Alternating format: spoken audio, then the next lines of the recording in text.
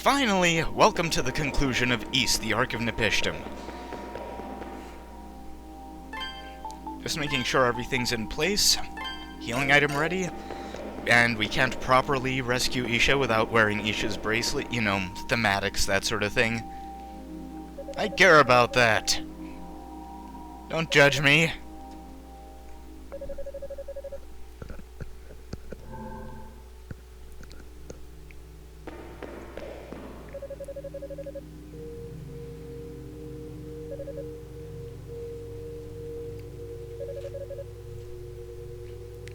Well, he's your Huckleberry.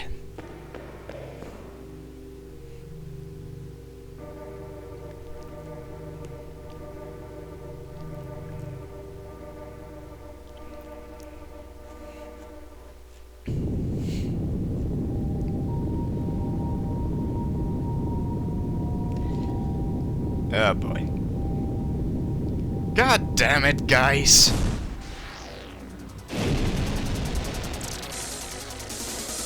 Okay, first boss of the Ark of Nepishtim, Galbaroa. Hey, remember how I said the Winged God Amulet was useless? I was wrong! I had never actually seen him use that attack until this playthrough, and it inflicts every possible status ailment on you. Unless you have some means of preventing them. Winged God Amulet. It's Curse that's really the worst one to get, though, because it reduces all of your damage. Other than that, he breathes fireballs, he jumps around, he swings his tail. All for moderate to fairly heavy damage. Once you kneecap him, he'll do this, in which he has two attacks. The Claw Swipe, which you see there, and something else you'll see a bit later. He's still not nearly as dangerous as the first form, but his other attack can be a bit tricky, and I'll tell you why when he actually decides to do it. Ow! There we go. The Tail Slam sends out a shockwave, but that's actually a bit tricky to dodge because the shockwave travels more slowly than you think it does. So the real danger isn't in jumping too late, but in jumping too early. Ba-bam!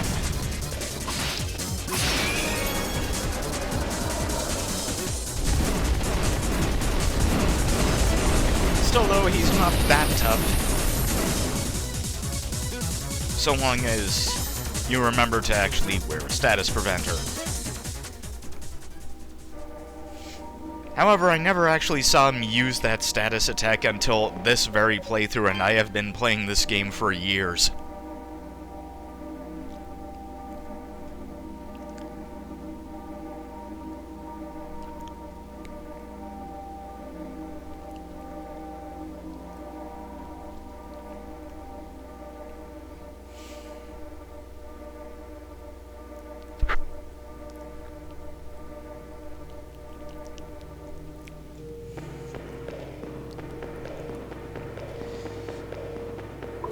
Okay, in the higher floors of the Ark, we find the last Kapla water, which you will not have access to if you're going after Majunin.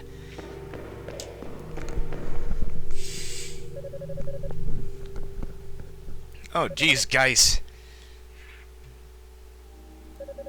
You left me to fight a Galbalon. What's wrong with you?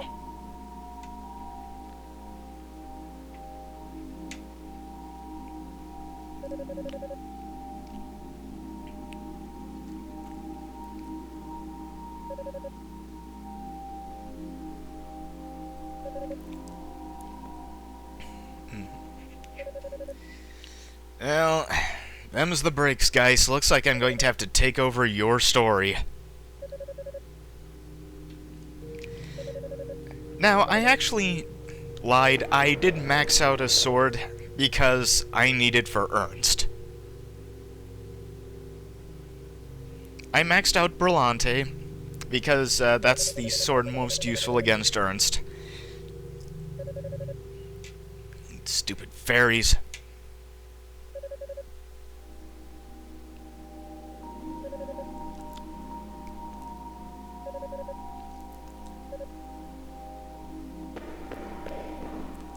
Hey, buddy!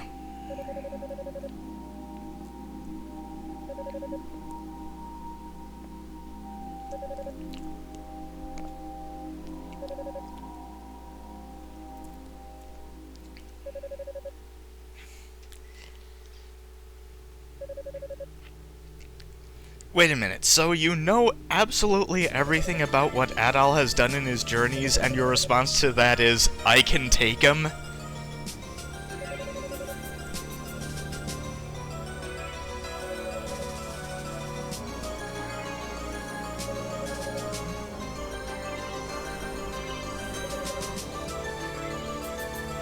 Blah blah, treasures of the gods, blah blah, ultimate power, blah blah.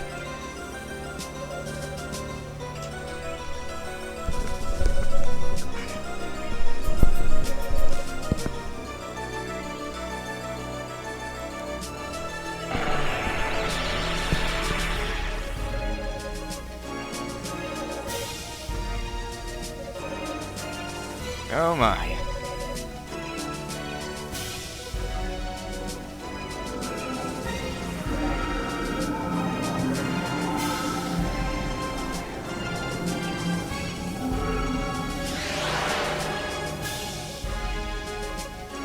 Well, this is not a good sign.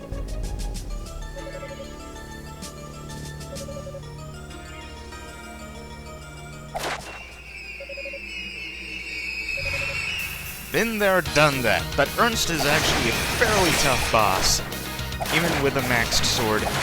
He has a lot of powerful attacks that come out very quickly and affect a wide area, plus he's supported by those fairies. Two of them do attacks, but Zisa actually shoots healing orbs, which heal him for about 100 hit points. You can intercept them and get healed yourself for about 10. However, one of the tricks of this fight is that you can actually knock out the fairies for a bit of extra experience. So if you want a heal, one of the things you can do is actually beat up the fairies until you gain enough experience to level up, like I do here. Ernst is also extremely mobile, so it's really tough to get a good sword combo in on him, plus he also blocks. So you need to find some way of killing him fast, or defeat is absolutely inevitable. Thankfully, I maxed out a sword, which gives me enough of an edge to stand up to him.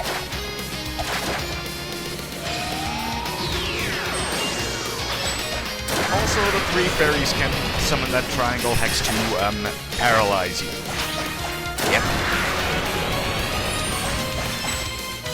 But with enough effort, boom, down he goes. Exactly what god was that more powerful then?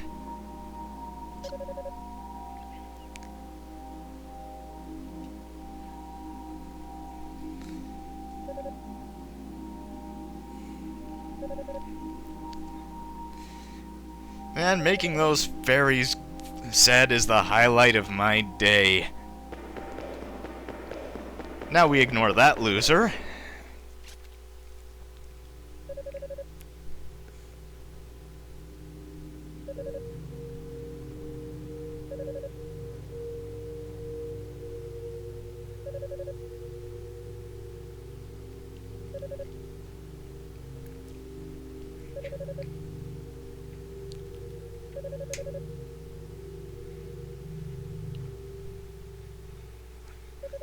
Hey, you grown-ups are talking. Well, one grown-up was talking.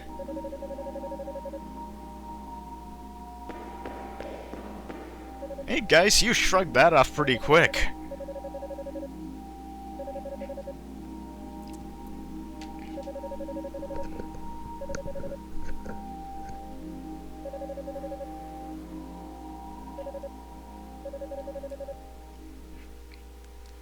Indeed they did.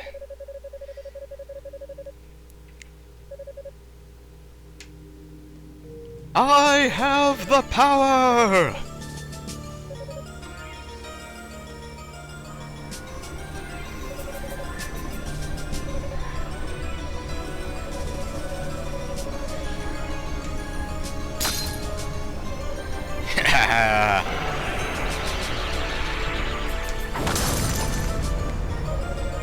No second form for you, Ernst.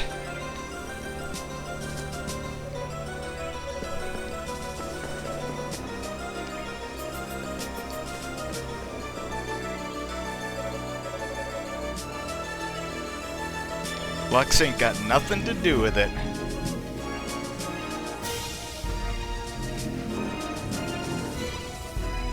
That is a worse sign.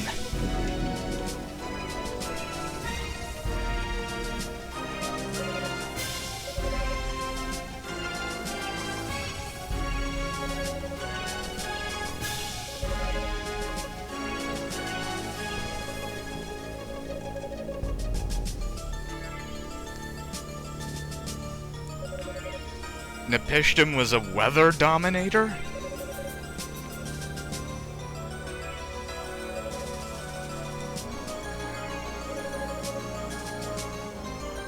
Yeah, who would have thought something called Nepishtim would have something to do with floods, right?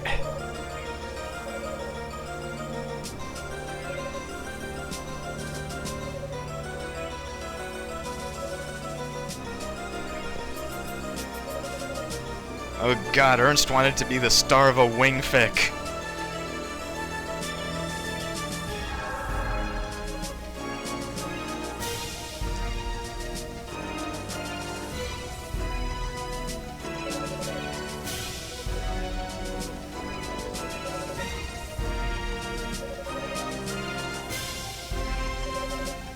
Oh, and cough, cough. Still, I am quite impressed with this translation patch myself, especially considering the creator, English is not actually his native language.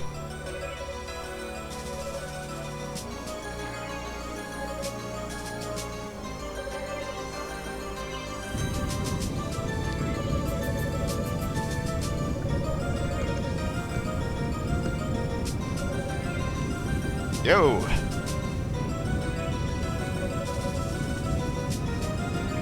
Finally learning. Oh, come on!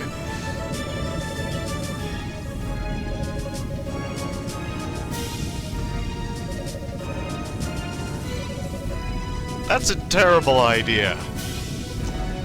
Yoink! Thank you, guys.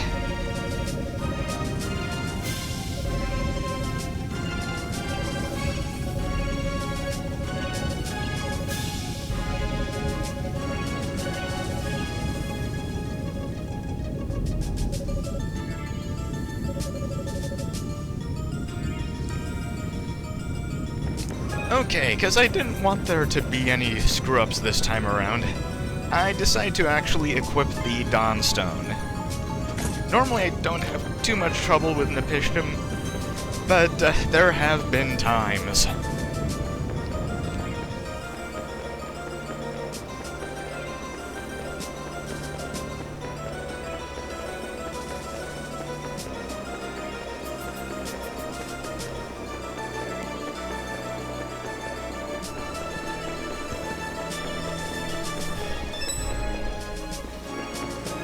Yeah, I want all my magics charged. It really helps.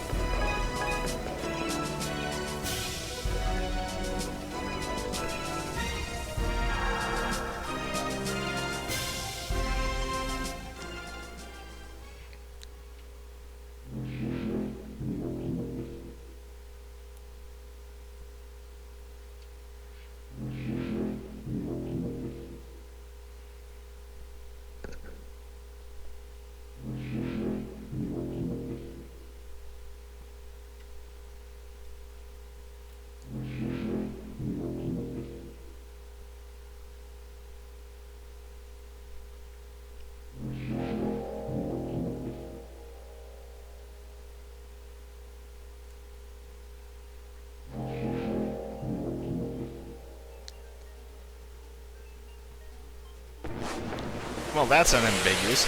Okay, phase 1 of Nepishtim. Try not to get hit by the lasers too much and destroy all of the control spheres. They are color-coded, and immune to the swords of the different colors. The blue one can only be hurt by blue, and so on.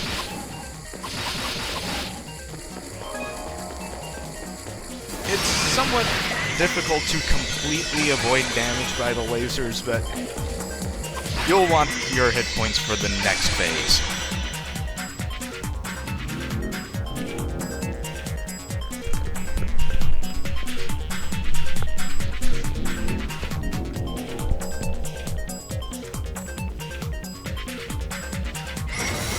Okay, Nepishtim Phase 2. Learn to Z-axis. Also, that beam is the most damaging thing it can do, and if I ever got caught in a full burst, it would probably kill me. The reason I stick with Levart instead of my maxed out sword is because its magic allows me to hit Nepishtim's weak point indirectly, you know, without putting me in too much danger. Okay, that lightning wave is about teaching you how to Z-axis. Stand on the higher platform and you get hit with this wave, stand on the lower one and you get hit with the other. Nepishtim also summons quite a lot of helpers, and the most dangerous are those obelisk-like bomb droppers because they can stun you at very inopportune times, which is why I opt to take care of them over attacking Nepishtim itself. Those things have caused game overs before. Aside from that, though, Nepishtim actually follows an extremely predictable pattern, and it only has one attack that can do huge damage. All of its other helpers and whatnot are about nickel and diming you. So Nepishtim is probably the easiest of the Nepishtim engine final bosses. Whoa, that was a lucky break. Each time it checks for damage from the Mega Beam, Adol will take about 100 damage. And there's more than enough juice in that beam to pretty much kill me, as I said before. When the beam is winding down, you actually won't take damage from it, so that's a point to attack him if you're feeling pretty gutsy about it.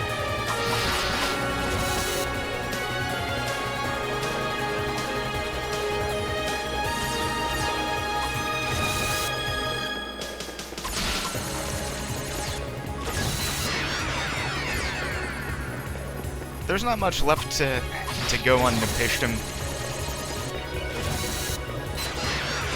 A bit more slashes, a bit more magic, and we'll have him out of the picture.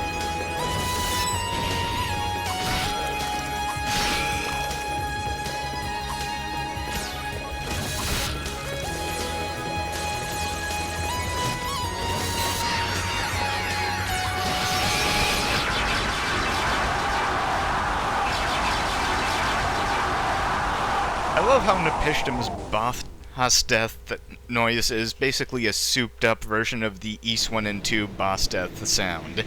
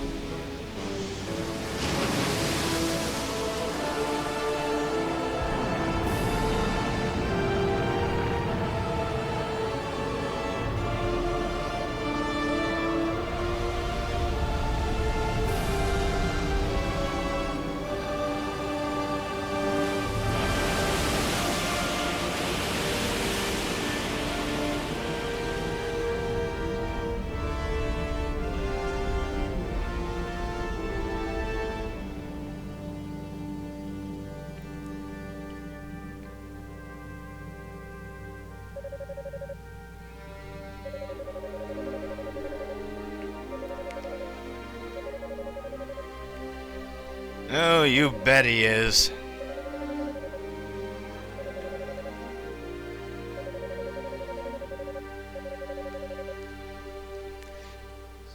Someone should explain to Terra about protagonists.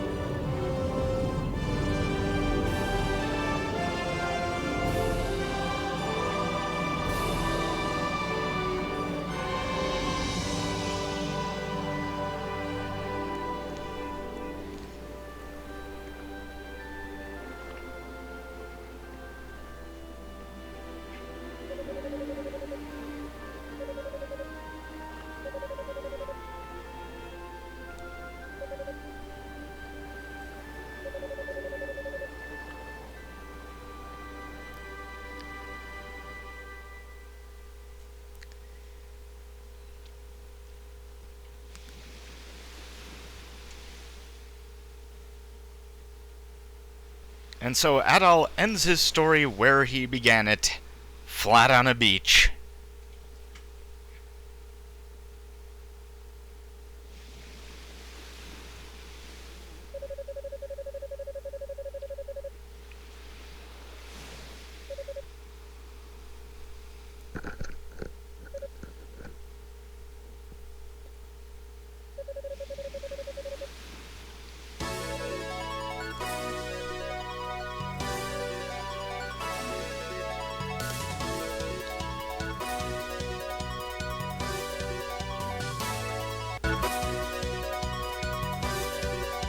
Okay, and that's it for Ys the Ark of Napishtim. Final verdict. Ark of Napishtim is very much worth playing if you can get your hands on it. It is the first full 3D offering of the Ys series, and unlike other first 3D offerings, Ark of Napishtim does a very good job at introducing the franchise to the concept.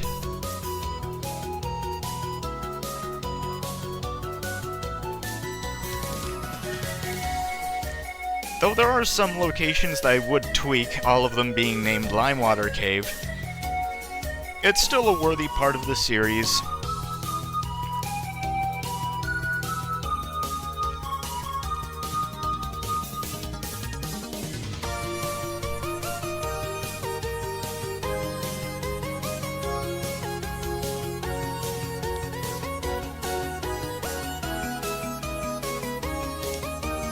Though, actually, even though it was localized in English, it may be kind of difficult to get a hold of normally.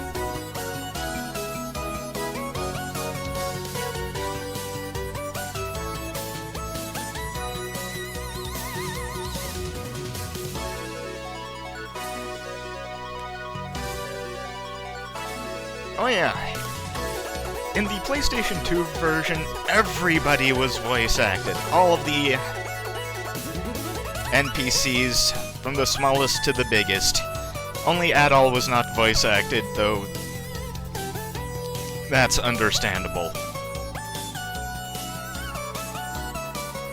By the way, I'm going to be taking a bit of a break from Ys, because this video was somewhat of a bear to produce. So I want to back off for a while so I don't burn out in the middle of Ys Origin. That doesn't mean I won't be doing other games, even tangentially related games. But it means that you won't see Ys from me for at least a little while.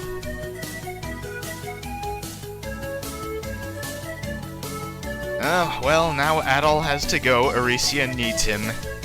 Note, Adol shipwrecked on the way back to Arisia.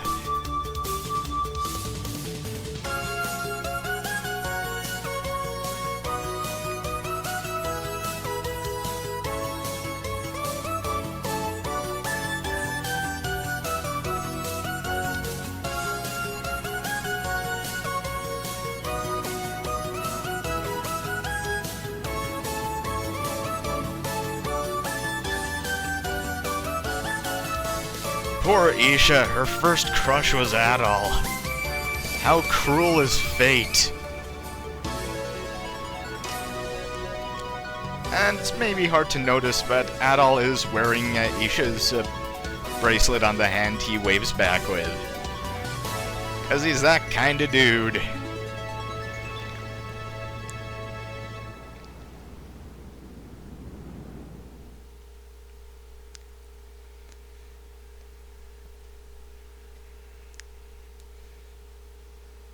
And there's a little more after this.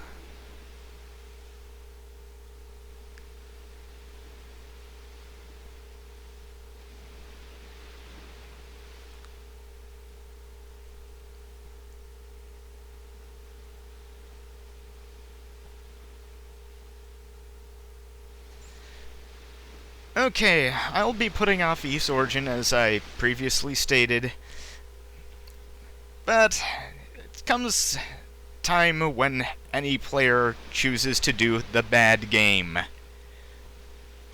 Next time on this channel, we're doing Lagoon. See you then.